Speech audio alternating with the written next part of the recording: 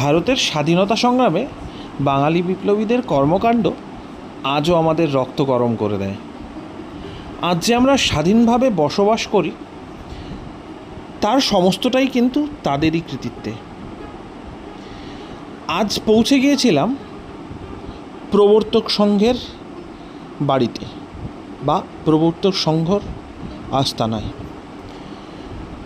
অনুশীলন সমিতি বা যুগান্তর দলের মতো সংগঠনগুলি আজ হারিয়ে গেছে, কিন্তু সেই সময়ের এই প্রতিষ্ঠান প্রবর্তক সংঘ এখনও একইভাবে ব্রতী রয়েছে দেশ গঠনের কাজে।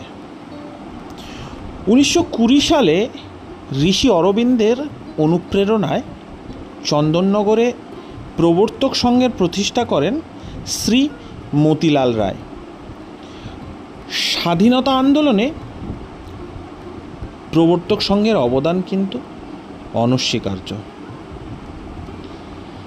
বিপ্লবীদের বোমা বাঁধার কাজ হোক বা পিস্তল সংগ্রহ, সব কিছুই এই প্রবর্তক সংঘের ভেতরে কোনো এক সময় কিন্তু হয়েছে। যিনি মাস্টারমশাই ছিলেন তার কাছ থেকে শোনা কথা অনুযায়ী এখানে কোনো এক সময় যে মাঠটা দিয়ে আমরা ভেতরে এলাম সেই মাঠে স্বদেশী আন্দোলনের মেলাও বসেছে। যেহেতু চন্দননগর ফরাসিদের অন্তর্ভুক্ত ছিল, সে কারণে বোমা পিস্তল জোগাড় করাটা কিন্তু সেই সময় খুবই সহজ ব্যাপার ছিল, কিন্তু সেগুলো চালানো কিন্তু ততটাই ছিল কঠিন।